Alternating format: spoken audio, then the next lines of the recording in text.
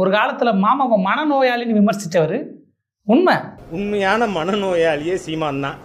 என்ன அந்த ஆள் பேசுறதெல்லாம் பிதற்றல். நான் கூட இவரு இன்னொருத்தர் மனநோயாளின்னு சொல்றாருல, ஆச்சரியப்பட்டேன். இவரு மனநோயாளின்னு மாமாவை சொன்ன காலத்துல இருந்து மாறி நண்பர் சீமான்னு சொல்லியிருக்காரு. நண்பர், ஃப்ரெண்ட்ஸ்.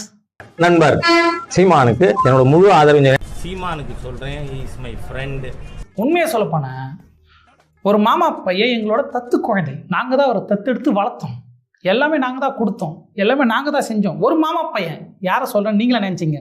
அந்த மாமா பையனுக்கு நாங்கள் தான் எல்லாம் கொடுத்தோம். எங்களோட தத்துப்புள்ள இப்போ பித்துப்புள்ளையாக மாறி போயிருக்குது. என்ன ஆச்சு? சீமான் மாமா தொடர்ச்சியாக வேலை செஞ்சுட்டு இருக்கும்போது, அதாவது அரசியல் காலத்தில் வேலை செஞ்சுட்டு இருக்கும்போது நடிகர்கள் அரசியலுக்கு வர்றது அவருக்கு பிடிக்காது. அப்போ நடிகர் ரஜினி அரசியலுக்கு வந்தார். என்ன பேச்சு! அந்த மனுஷனை என்ன பாடுபடுத்தினான் தெரியுமா மனுஷன்? அவர் மட்டுமா